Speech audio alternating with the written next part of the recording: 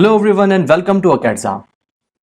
सो हमने angle of repose को एकदम अच्छे से डिस्कस कर लिया है for theta less than alpha के लिए।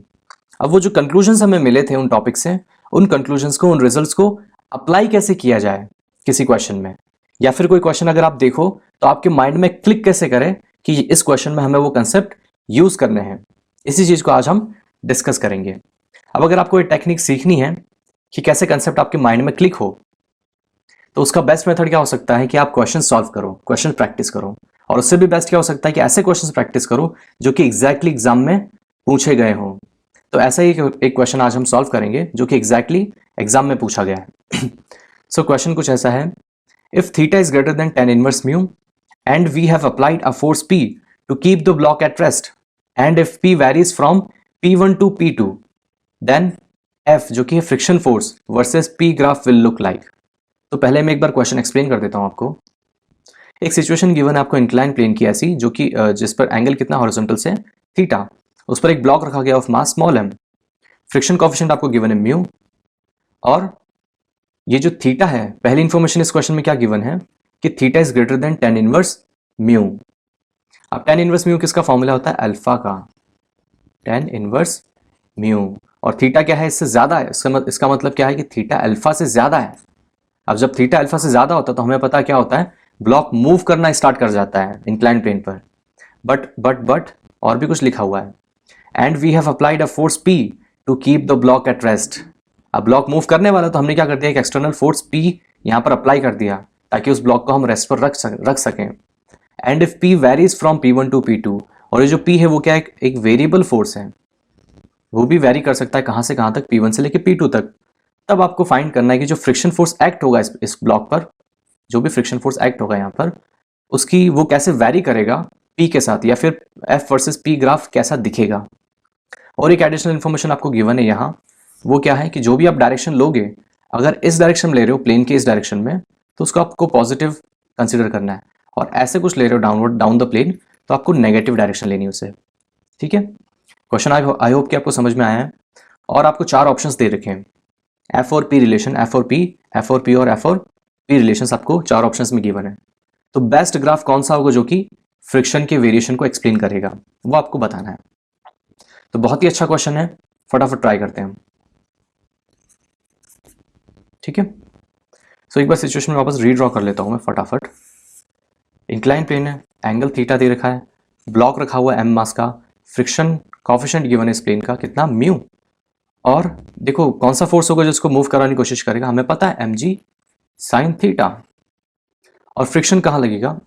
ऊपर की डायरेक्शन में, क्योंकि वो अपोजिंग फोर्स होता है, अपोजिंग फोर्स। बट यहाँ क्या सिचुएशन हमें गिवन है कि थीटा जो अल्फा से ज्यादा है, इसका मतलब ब्लॉक मूव करने वाला है। और हम क्या कह सकते हैं कि जो पुलिंग फोर्स है वो आपके अपोजिंग फोर्स से भी ज्यादा है। तो mg sin theta friction force से ज्यादा है, तो ब्लॉक तो रेस्ट पर रहेगा नहीं, मूव करेगा।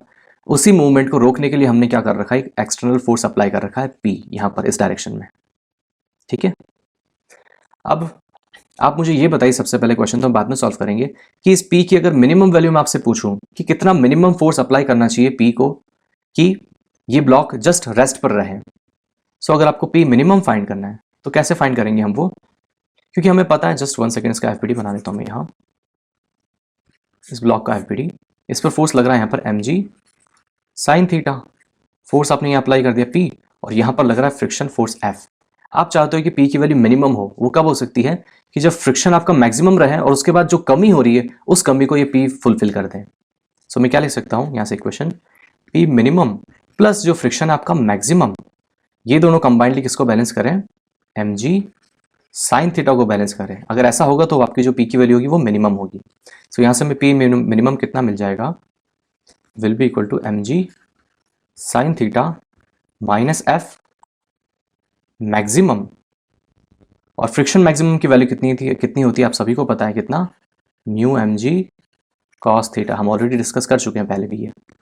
सो P मिनिमम की वैल्यू कितनी मिल जाएगी हमें यहाँ से, अगर इसको पुट करोगे, अगर mg कॉमन ले लोगे आप, तो आपको ये मिलेगा mg sin theta minus mu cos theta. तो ये आपकी मिनिमम वैल्यू है P की, जो आपको लगानी पड़ेगी, तभी जाकर के ब्लॉक रेस्ट पर रहेगा।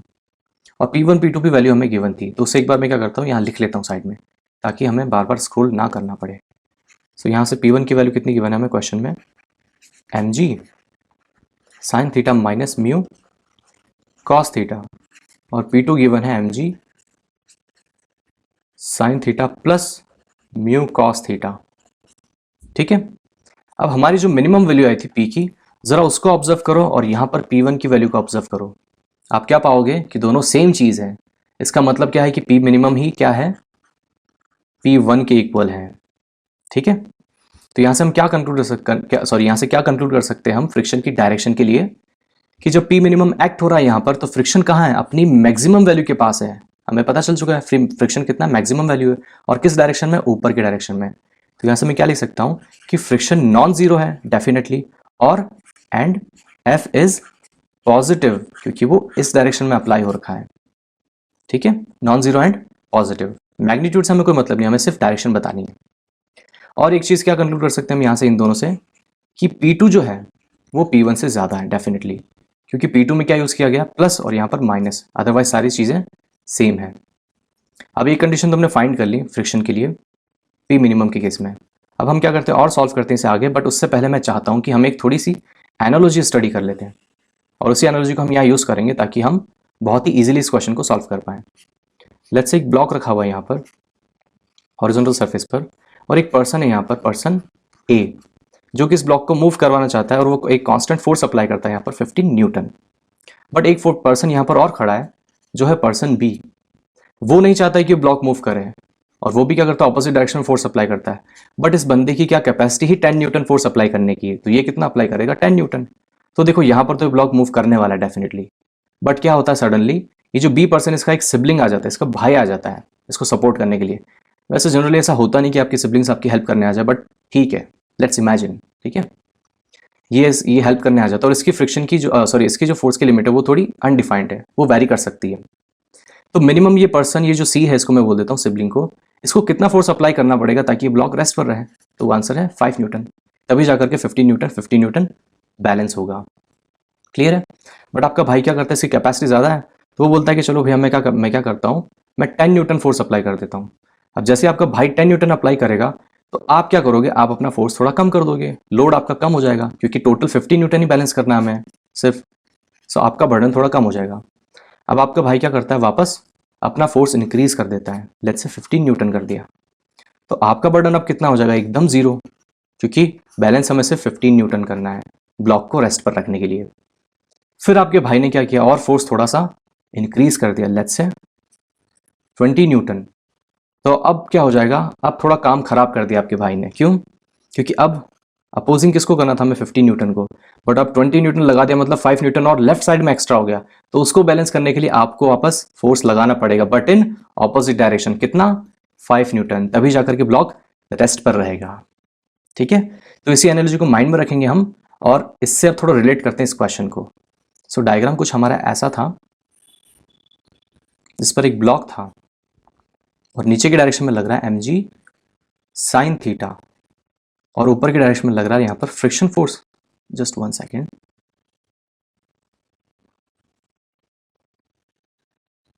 यहां क्या लग रहा है, ऊपर की डायरेक्शन में फ्रिक्शन फोर्स, और यहां पर लग रहा है आपका pulling force, force P, external force. अब ये जो एग्जांपल मैंने यहां लिया था, A person, B person, C person, आपको कुछ नहीं करना, इन्हीं पर्सन को यहां असाइन करना है। देखो इस ब्लॉक को मूव करवाने की कोशिश कौन कर रहा है, mg साइन थीटा, तो ये कौन सा पर्सन हो गया, पर्सन A। इस ब्लॉक को रोकने की कोशिश कौन कर रहा है, फ्रिक्शन कर रहा है, तो वो हो गया पर्सन B, जिसकी एक लिमिट है, तो ये पर्सन B हो गया। ठीक है, और एक्सटर्नल सपोर्ट कौन अप्लाई कर रहा है, सप्लाई कर रहा है, ये P, तो मतलब एक्सटर्नल सप्लाई कौन कर रहा था यहाँ पर, C, आपका सिबलिंग, तो ये आपका हो जाएगा C।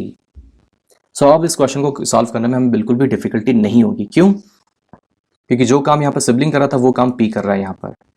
तो मिनिमम फोर्स आपके सिबलिंग ने अप्लाई किया, वो हम फाइंड कर चुके मिनिमम। अब आपका सिबलिंग क्या करता है, फोर्स इंक्रीज करता है, तो आपका बर्डन क्या होता जाएगा, धीरे धीरे डिक्रीज होता जाएगा। अब लेट्स से कि आपके सिबलिंग ने कितना फोर्स अप्लाई कर दिया, जितना चाहिए यहाँ पर mg साइन थीटा के equal. So if P is equal to mg sine theta, तो आपका फोर्स यहाँ पर फ्रिक्शन फोर्स कितना हो जाएगा, फिर जीरो। आपको कुछ जरूरत ही नहीं फोर्स लगाने की। और क्या लिख सकते हो आप, अच्छा ठीक है, फ्रिक्शन फोर्स जीरो हो गया, दैट्स इट, यहाँ पर इतनी इन्फॉर्मेशन सफिशिएंट है। अब अगर आपका जो सिबलिंग था P, उसने क्या कर दिया, और फोर्स इंक्रीज कर दिया, वो बोलता है कि mg साइन थीटा से भी ज्यादा लगा दूंगा। So if P is even greater than mg sine theta, so यहाँ क्या हो जाएगा, यहाँ पर काम वापस वो बिगाड़ रहा है क्योंकि ब्लॉक को ऊपर की डायरेक्शन में मूव करवाने की कोशिश करेगा अब इस केस में, यहाँ ऐसे। अब वो हम बिल्कुल नहीं चाहते, तो फ्रिक्शन फोर्स कहाँ लगेगा, अब इस डायरेक्शन में लगना स्टार्ट हो जाएगा, नीचे की डायरेक्शन में, क्योंकि उससे तो ब्लॉक को रेस्ट पर रखना है। सो यहाँ से क्या हो जाएगा, फ्रिक्शन वापस क्या हो जाएगा, non zero, but this time friction is negative क्योंकि वो इस डायरेक्शन में अप्लाई हो रहा है। ठीक है, तो हमें 3 कंक्लूजन मिल चुके, एक पहला कंक्लूजन ये, दूसरा कंक्लूजन ये और तीसरा कंक्लूजन ये। आई थिंक ये सफिशिएंट है इस क्वेश्चन को सॉल्व करने के लिए। कंक्लूजन क्या है कि जब P की जो वैल्यू है P1, जब P मिनिमम होता है तो फ्रिक्शन कितना आपका नॉन जीरो, और वो भी पॉजिटिव है, तो फ्रिक्शन आपका पॉजिटिव है। जब P अपनी वैल्यू इंक्रीज करता है तो फ्रिक्शन कितना हो जाता है, जीरो, और P अगर उससे भी ज्यादा इंक्रीज करता है वैल्यू तो फ्रिक्शन हो जाता है आपका नेगेटिव। तो इसी चीज को हम मैच करते हैं ऑप्शन में, किससे मैच होती है। तो अगर आप इन्हीं तीन चीज़ों को अगर यहाँ पर मैच करने की कोशिश करोगे तो जो पहला ग्राफ है यही इस चीज़ को सेटिस्फाई करेगा कि क्योंकि जैसे P की वैल्यू इंक्रीज हो रही है, यहाँ पर P की वैल्यू, F की वैल्यू कितनी पॉजिटिव, यहाँ पर जीरो और यहाँ पर नेगेटिव। बाकी किसी ग्राफ में ऐसा नहीं है। इसमें क्या है कि कांस्टेंट है, वो तो बिल्कुल ही गलत है। इसमें भी क्या है, कांस्टेंट नेगेटिव, वो भी गलत है। यहाँ क्या हो रहा है, P के साथ फोर्स, जो फ्रिक्शन फोर्स है वो पहले नेगेटिव था, फिर जीरो और फिर पॉजिटिव, तो ये भी गलत है। तो आंसर करेक्ट क्या हो जाएगा, ए।